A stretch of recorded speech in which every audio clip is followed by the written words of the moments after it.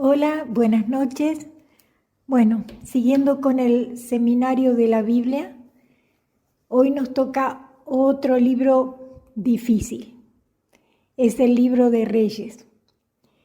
El libro de Reyes es tan terrible y violento como el libro de Jueces, si se acuerdan de todo el relato que hizo Carlos. En Jueces veíamos gobernantes corruptos y déspotas, y en Reyes pasa exactamente lo mismo. Nos encontramos con reyes malvados y tiranos y otros que trataron de cumplir con los mandamientos de la ley de Moisés, pero que no pudieron llevar al pueblo al buen camino. Se hace difícil comprender la historia de un pueblo que ha sido escogido por su creador, el Dios que es amor, donde se suceden los peores crímenes y actos de tremenda crueldad como los que se relatan aquí. En este momento le vamos a pedir entonces al Señor que nos dé la sabiduría necesaria para encontrar en estos relatos históricos su mensaje, el mensaje que Dios quiera darnos a través de esta lectura del libro de Reyes. Padre Santo, en este momento te pedimos que nos reveles tu amor y tu verdad detrás de estas historias. Te pedimos paz, te pedimos, Señor, que nos lleves a comprender en profundidad la verdadera razón por la que quieres que conozcamos a través de tu palabra las situaciones más oscuras de la vida humana. Como dice el Salmo 8, ¿qué es el hombre para que te acuerdes de él? ¿Qué es el Hijo del Hombre para que lo tengas en cuenta? Padre Santo, en el nombre de Jesús, en este momento te pedimos que abras nuestros oídos espirituales para escuchar tu voz y para que todo lo que nos quede de estos relatos sean para nuestro crecimiento y para tu gloria. Amén. Los libros de la primera y segunda de Reyes, aunque en nuestras Biblias son dos libros separados, originalmente fueron escritos como un solo libro que cuenta una historia unificada que continúa con el libro de Samuel. Estos dos libros fueron recopilados por algún autor desconocido a partir de una serie de documentos escritos encontrados, como pasó con toda la Biblia, y que eran más bien una colección de registros que se llevaban a cabo bajo la dirección de los reyes de Israel. Algunos refieren que el primer libro de Reyes fue escrito por el profeta Jeremías, que vamos a verlo más adelante, pero no está claro cuándo ni dónde se escribieron estos dos libros de Reyes, y se sabe que al principio fueron un solo libro, pero la división que creó los actuales libros 1 y 2 de Reyes ocurrió cuando la Biblia se tradujo al griego. Esta historia cuenta que David había unificado las tribus de Israel en un solo reino, y Dios prometió que de su linaje vendría un rey mesiánico que establecería el reino de Dios sobre todas las naciones y cumpliría las promesas hechas a Abraham. Entonces, el libro de Reyes cuenta la historia de la larga línea de reyes que vinieron después de David, pero muestra que ninguno de ellos estuvo a la altura de la promesa. De hecho, casi todos ellos llevan a la nación de Israel a la ruina. El libro está diseñado para tratar 5 asuntos principales. La historia comienza y termina enfocada en Jerusalén. Primero, con el libro de Salomón y la construcción del templo, y luego en esta última parte termina con la destrucción de Jerusalén y el exilio de Israel a Babilonia, y las 3 partes centrales están compuestas por las historias que nos llevan a esta tragedia. Explican cómo Israel se dividió en 2 reinos rivales y cómo Dios trató de prevenir la corrupción de Israel enviando a los profetas, y cómo el exilio se convirtió en la inevitable consecuencia del pecado de Israel. El libro se inicia con 2 capítulos acerca del traspaso del reino de David a su hijo Salomón. El momento más brillante de Salomón es cuando le pide a Dios sabiduría para guiar a Israel e incluso completa el sueño de David de hacer un templo para el Dios de Israel. Aquí la historia se detiene y describe con detalles el diseño de este templo. Justo como en el diseño del tabernáculo en la Torá, tenemos mucho oro y joyas, imágenes de ángeles y árboles frutales, todo como un simbolismo que hace reflejo del jardín del Edén. El templo, como el tabernáculo, es el lugar en donde el cielo y la tierra se encuentran, donde mora la presencia de Dios con su pueblo. Pero en cuanto Salomón termina el templo, toma una horrible decisión y el reino se desmorona. Si vamos un poco más atrás en la historia, tenemos que saber que David tuvo como 10 hijos, pero Salomón fue el segundo hijo, porque el primero lo perdió, que tuvo con Betsabé, que fue la mujer a la que más amó, que era la esposa de Urías, y todo el relato anterior que él se enamora de Betsabé cuando estaba casada y lo manda prácticamente a matar a Urías, y ese fue el pecado que David lloró toda su vida. Y a esta mujer realmente la amó más que a las demás.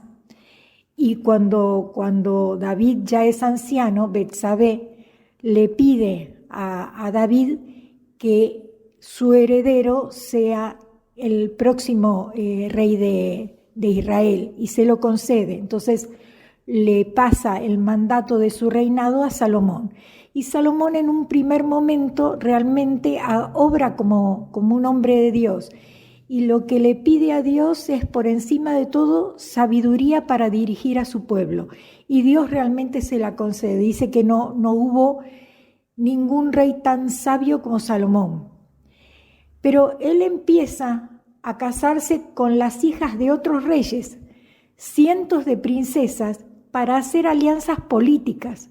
Salomón llegó a tener 700 esposas que fueron hijas de jefes de estado o princesas, con el fin de incrementar las riquezas de su reino, y 300 concubinas. Pero luego él adopta a los dioses de esas mujeres e introduce su adoración en Israel. Luego de esta tragedia, Salomón acumula enormes cantidades de riquezas y organiza un ejército gigante. Incluso instituye el trabajo de esclavos para todos sus proyectos de construcción. Si miramos en el Antiguo Testamento, las reglas para los reyes de Israel que están en Deuteronomio 17, podemos ver que Salomón comienza a transgredir todas y cada una de estas reglas. Así que para el tiempo de su muerte, Salomón ya se parecía más a un faraón egipcio que al rey David, que era su padre. El siguiente relato inicia con el hijo de Salomón, Roboam, actuando de la misma manera que Salomón su padre. Y es una historia muy triste de ambición y de hambre de poder. Roboam trata de subir los impuestos al pueblo para sostener el trabajo de los esclavos, y las tribus del norte rechazan esto. Entonces las tribus del norte se rebelan, y ahí es donde se separan para formar su propio reino, que se convierte en un rival. Y ahora la historia, tenemos al reino del sur, que es Judá, centrado en Jerusalén, con los reyes del linaje de David, y también tenemos este nuevo reino del norte llamado Israel, cuya capital va a ser Samaria. Además, el líder del norte, que encabeza la rebelión, llamado Jeroboam, construye 2 templos en el norte para competir con el templo de Salomón en el sur, que recordemos que Salomón cumplió uno de los deseos que tenía David, que era construirle un templo a Dios, y pone en cada uno de estos templos un becerro de oro para representar al Dios de Israel, con una alusión muy clara con el relato del Éxodo 32 y el becerro de oro, que es donde se revela el pueblo que fabricó mientras Moisés estaba recibiendo las tablas de la ley. A partir de este punto, la historia va de un lado al otro, de norte a sur, trazando el destino casi trágico de ambos reinos. Cada reino tuvo alrededor de 20 reyes consecutivos, y conforme se nos presenta cada rey, el relato evalúa su reinado según algunos criterios: si adoraban solo al Dios de Israel o si promovían la adoración a otros dioses, si cayeron con la idolatría en el pueblo, si permanecieron fieles al pacto como David o se volvieron corruptos y déspotas. De acuerdo a estos criterios, no encontramos ningún rey bueno en el reino del norte. Pero luego en el reino del sur, Judá, de los 20 reyes, solo 8 fueron buenos. Y acá vemos otro gran propósito, si se quiere, de este libro de Reyes, que es introducir el papel de los profetas, que fueron las figuras claves en la historia del pueblo de Israel. En la Biblia, los profetas no eran adivinos, sino que eran los que hablaban en nombre de Dios, tanto a los reyes como al pueblo, desempeñando el rol de guardianes del pacto, lo que significa que condenaban la idolatría y la injusticia, tanto de los reyes como del pueblo. Ellos le recordaban constantemente a Israel de su llamado a ser luz a las naciones y de que debían obedecer los mandamientos de la Torá. Así que los profetas retaban a Israel a que se arrepintieran y a que confiaran en su Dios. Dios habla por medio de los profetas a cada rey y Dios levanta profetas para pedirles cuentas. Los profetas más destacados son los del norte, ya que fue donde hubo mayor abuso e injusticia. Elías y su discípulo Eliseo son los profetas más destacados y están justo allí, en el centro del libro de Reyes. Los milagros de estos profetas y la manera en la que ellos se vinculaban con Dios son la mayor riqueza de estos libros. El profeta Elías comprende las llaves de la autoridad para administrar todas las actividades del sacerdocio. El poder de Elías es el poder de sellar que corresponde al sacerdocio, poder mediante el cual todo lo que se ate o se desate en esta tierra se atará o se desatará también en los cielos. Por medio de este poder del sacerdocio, Elías provocó una sequía que duró 3 años y medio. Levantó muertos, hizo caer fuego del cielo y profetizó la caída del rey. De alguna manera el profeta Elías fue el precursor de Cristo. Dios le permitió a Elías hacer cosas milagrosas a fin de probar que él era realmente un hombre de Dios. Él resucitó de la muerte al hijo de la viuda de Sarepta, haciendo que ella misma exclamara: ahora conozco que tú eres varón de Dios y que la palabra de Yahvé es verdad en tu boca. Elías era un profeta rústico, viviendo en el desierto, en ese sentido parecido a Juan el Bautista. Y su archienemigo era el rey del norte, el rey que se llamaba Acab, y también su esposa cananea, que se llamaba Jezabel. Juntos, este rey Acab y su esposa habían instituido en Israel la adoración a un dios cananeo llamado Baal. La palabra Baal en las lenguas semíticas significaba ser dueño y señor e incluso también esposo y maestro, y se lo conocía como el padre de todos los dioses en el país cananeo. Por lo general se lo representaba como un toro con o sin alas, y su esposa principal, la esposa de este demonio Baal, era Asera o Astarte, que era también como otro demonio. Baal era la principal deidad masculina conocida como el dios del sol o de la tormenta, mientras que Asera o Astarte era la principal deidad femenina y se conocía como la diosa de la luna. Es así que en una famosa historia de este libro de Reyes aparece el relato de cómo Elías retó a los 450 profetas de Baal a una competencia para ver cuál era el Dios verdadero. El reino de las tribus del norte de Israel tuvo muchos reyes malos, pero Acab fue uno de los peores. Y con esta mujer malvada con la que se casó, que adoraban a Baal, hicieron que mucha gente adorara al demonio de Baal y hasta mataron a profetas enviados por Dios. Dios entonces envía al profeta Elías con un mensaje para Acab. Elías le dijo a Acab que no iba a llover en Israel porque él era un rey muy malo y por más de 3 años no llovió y no creció nada en los campos hasta que la gente tuvo hambre. Entonces el Señor envió a Elías a hablar otra vez con Acab, pero el rey Acab le dijo a Elías: tú solo das problemas, todo esto es por tu culpa. Pero Elías le respondió: no es por mi culpa que no llueva, hay sequía porque tú adoras a Baal. Reúne al pueblo y a los profetas de Baal en lo alto del monte Carmelo. Hagamos una prueba. El pueblo se reunió en la montaña y entonces Elías les dijo: tienen que decidirse. Si Yahvé es el Dios verdadero, síganlo. Pero si Baal es el Dios verdadero, síganlo a él. Vamos a hacer una prueba. Los 450 profetas de Baal deben preparar una ofrenda y llamar a su Dios.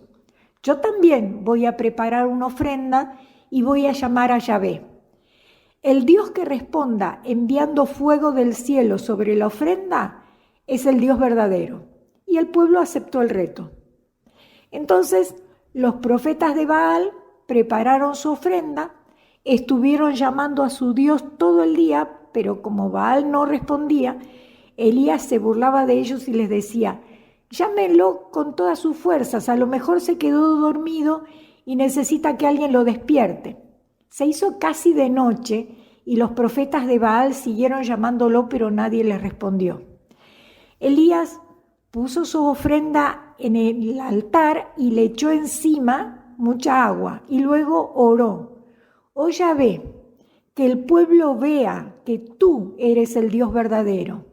Enseguida envió Dios fuego del cielo para quemar la ofrenda y la gente gritó: Yahvé es el Dios verdadero. Y Elías dijo: no dejen que escape ningún profeta de Baal. Y ese día mataron a los 450 profetas de Baal. Después apareció una nubecita sobre el mar y Elías le dijo a Acab: ahí viene una tormenta, prepara tu carro y vete a tu casa. El cielo se llenó de nubes negras, el viento sopló y empezó a llover muy fuerte y por fin se acabó la sequía. Y Acab se fue en su carro tan rápido como pudo y el Señor ayudó a Elías a que corriera más rápido que el carro. Pero después de esto, Acab utiliza su poder real para asesinar a un agricultor israelita y robar el viñedo de su familia, y sigue con sus maldades. Y Elías vuelve a confrontar otra vez más la injusticia de Acab y anuncia la decadencia de su descendencia. Finalmente, Elías pasa el mando de su liderazgo profético a un joven discípulo llamado Eliseo. Eliseo fue un profeta cuya fe, obediencia y coraje fueron inexplicables, ya fuera quemando su arado en obediencia al llamado de Elías y siguiéndolo, o resucitando a un hombre muerto después de haber muerto él mismo, que cayó, lo tiraron arriba de los huesos de Eliseo y el hombre resucitó. Eliseo es sin duda una de las personas más increíbles de la Biblia. Y es tiempo de volvernos a Dios con una fe como la de Eliseo. Es tiempo de comenzar a tomar riesgos y tomar nosotros decisiones que el mundo no puede entender. Eliseo es un ejemplo perfecto de cómo puede verse la vida cuando se vive con una fe inexplicable. Cuando nos dejamos llevar y se lo entregamos todo a Dios, Él puede hacer cosas asombrosas en nuestra vida que nunca pensamos que fueran posibles. Eliseo le pide a Dios recibir el doble de autoridad de Elías. Pide a Dios doble ración del espíritu del profeta Elías, cuando Elías se va, que fue arrebatado en un torbellino, en un carro de fuego, dice la Biblia. Y lo que es más fascinante es que Dios se lo concede, le concede el doble de milagros a Eliseo. Se relatan 7 milagros de Elías y 14 milagros de Eliseo, justo el doble. Ambos profetas fueron hombres extraordinarios y tuvieron la misma visión de confrontar a los reyes de Israel por la idolatría y por la injusticia, pero aún así no tuvieron éxito en hacer que Israel se apartara de la apostasía. Y en la siguiente narración, el reino del norte es sacudido por una revolución sangrienta iniciada por un hombre llamado Jehú, quien destruye a la familia de Acab. Y aunque Jehú fue inicialmente comisionado por Dios, su violencia se sale de control y crea una espiral de asesinatos políticos y rebeliones de los que Israel jamás se recuperó. Después de Jehú tenemos golpe tras golpe y cada rey sigue a otros dioses y permiten injusticias horribles y así termina otra vez mal la historia de este pueblo de Israel. Todo esto nos lleva a la segunda de Reyes, capítulo 17, donde el grande y malvado imperio de Asiria desciende y acaba con todo el reino del norte y la ciudad capital, Samaria, es conquistada y los israelitas son exiliados y esparcidos a través del mundo antiguo. Ahora, el capítulo 17 es clave. El autor detiene la historia y ofrece una reflexión profética de lo que acaba de suceder.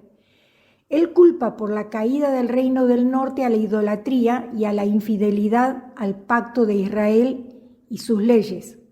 Por eso Dios les ha hecho enfrentar las malas consecuencias de sus malas decisiones. Y en la última parte del libro nos cuenta la historia del reino del sur. Aquí conocemos a varios reyes heroicos como Ezequías, que confían en Dios cuando los ejércitos de Asiria tocan la puerta de Jerusalén. Ezequías fue un rey de Judá que reinó con rectitud y acabó en su reinado con la idolatría. Durante su reinado, Asiria se llevó el reino del norte, Israel, al cautiverio, y más tarde trató de invadir el reino del sur, Judá. Bajo la amenaza del ataque, Ezequías envió siervos al profeta Isaías para pedirle que orase por el pueblo. El Señor, por medio de Isaías, le dijo al pueblo que no temiera, que Él los ayudaría.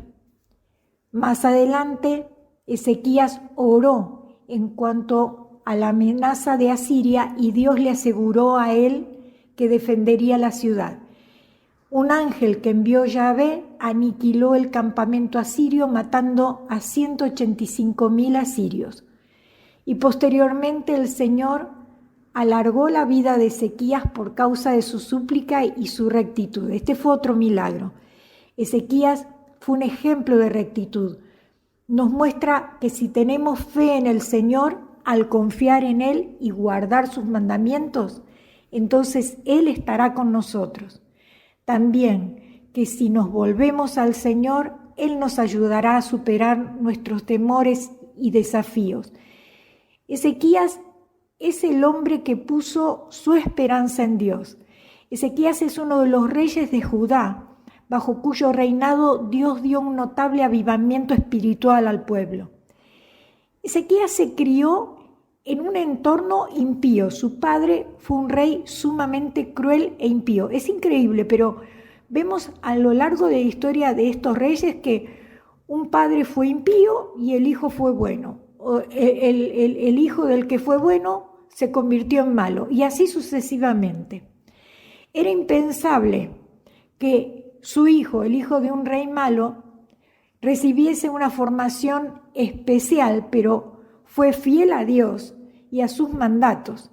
Y un milagro que ocurrió en la vida de Ezequías fue que, en respuesta a su súplica, su vida fue alargada exactamente 15 años, y como señal de que Dios le iba a alargar la vida 15 años, Dios hizo volver atrás 10 grados la sombra del reloj de sol.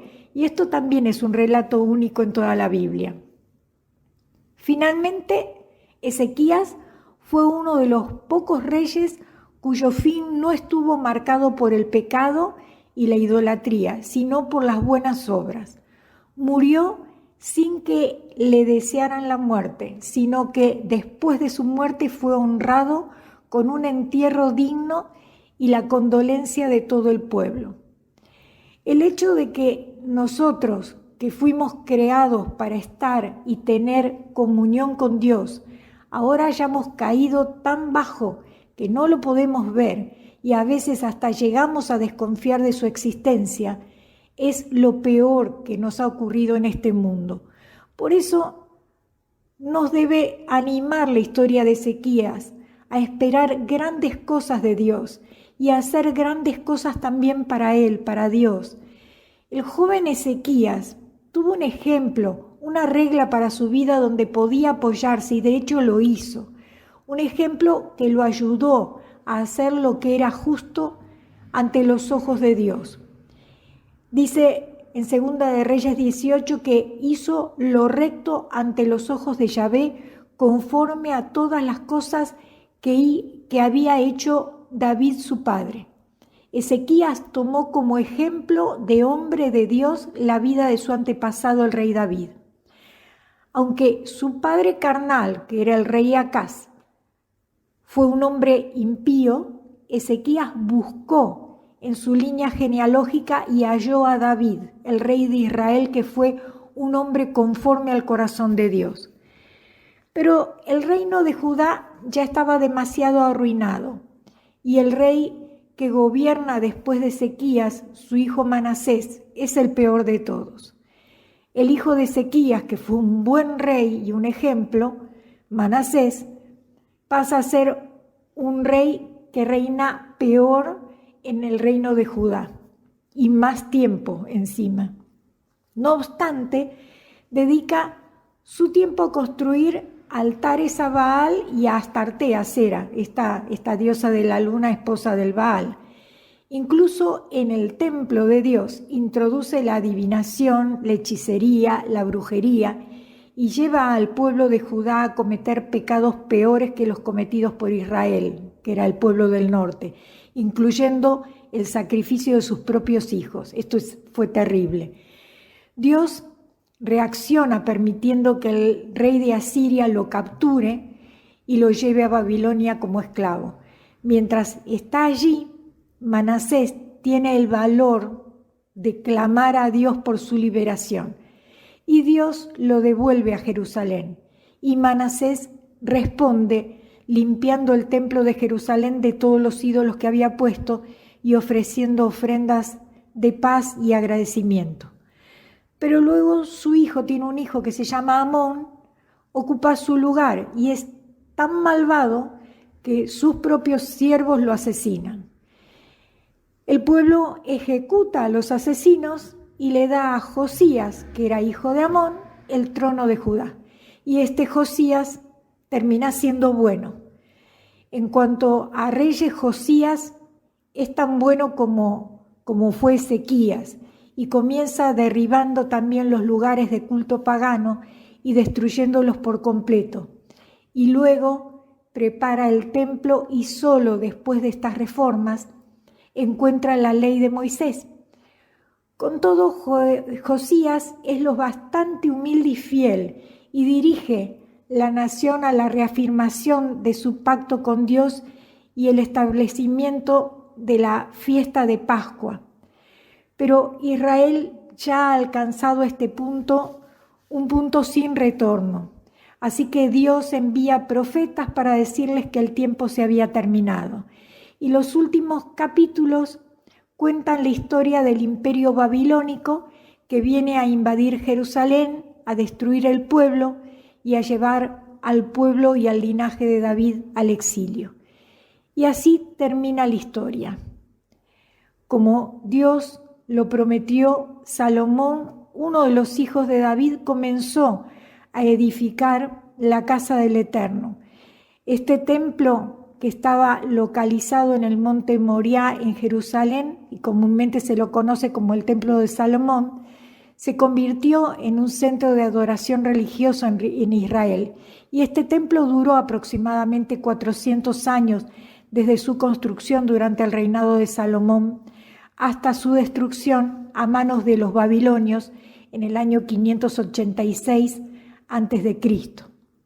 Después hubo un segundo templo que, después de 70 años de cautividad en el imperio babilónico, le fue permitido a los judíos regresar a Jerusalén y comenzaron a construir este segundo templo. Pero también este templo después fue destruido, creo que en el año 515 a.C., y de ese templo solamente queda lo que hoy se conoce como el Muro de los Lamentos, que es el que los israelíes tienen, los judíos, como un lugar de adoración y están esperando construir el tercer templo, porque hay una profecía en el pueblo judío, que creo que está en la Biblia, no recuerdo bien, pero los judíos hablan mucho del tercer templo y ellos creen que este tercer templo no va a ser construido por mano de hombre, sino que va a ser construido en forma milagrosa por Dios.